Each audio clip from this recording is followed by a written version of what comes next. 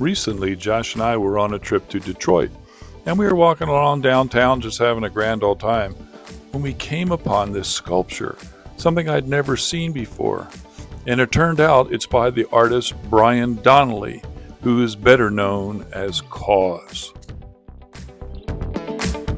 Donnelly started out as a graffiti artist in Jersey City, New Jersey, but he took on the name KAWS because he loved the way it looked and also the way it sounded.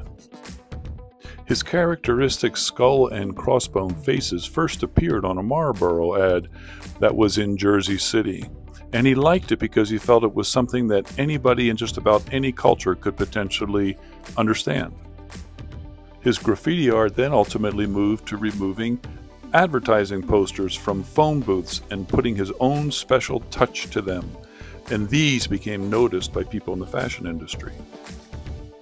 He then got into making toys in 1999 through a friend, Hikaru Iwanaya, and he was really interesting that the toys were recognizable and had a similar form to other types of characters that were already out there.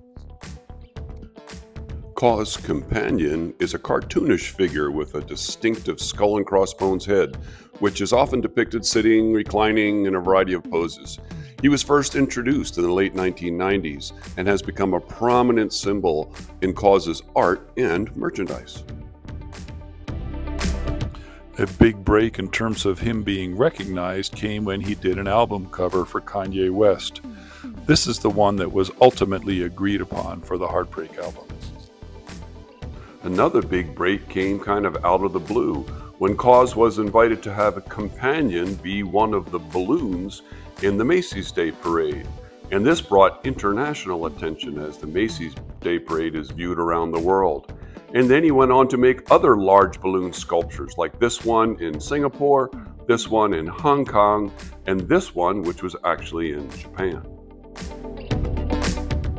His fame has continued to grow, leading to the selling of this painting at auction for $14.8 million. Later that year, Josh and I found ourselves in Pittsburgh, and at the Andy Warhol Museum, there was a kind of a celebration of Warhol and KAWS.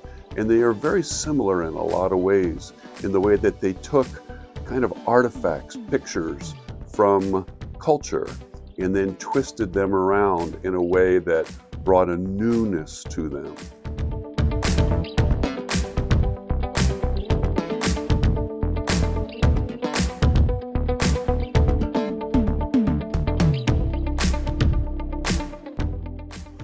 In these pieces, he seems to be playing with the idea of the Michelin Man and also all of the Simpsons characters.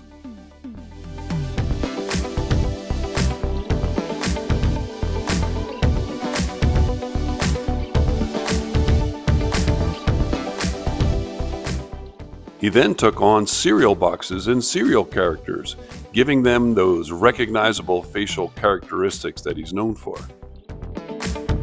Putting KAWS art next to Warhol's art really helps you to see the connection between kind of a similar perspective, once again, on taking culture and tweaking it in a particular way.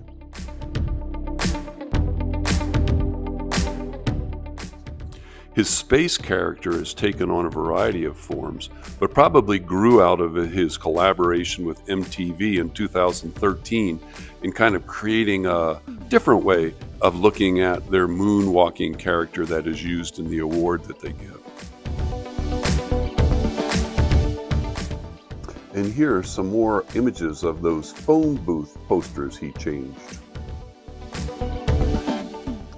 And this particular one, called Separated, I thought truly communicated the feeling of being separated from a loved one, among others.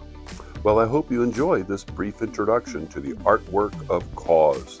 Thank you so much for watching this video, and I hope to see you on the next one.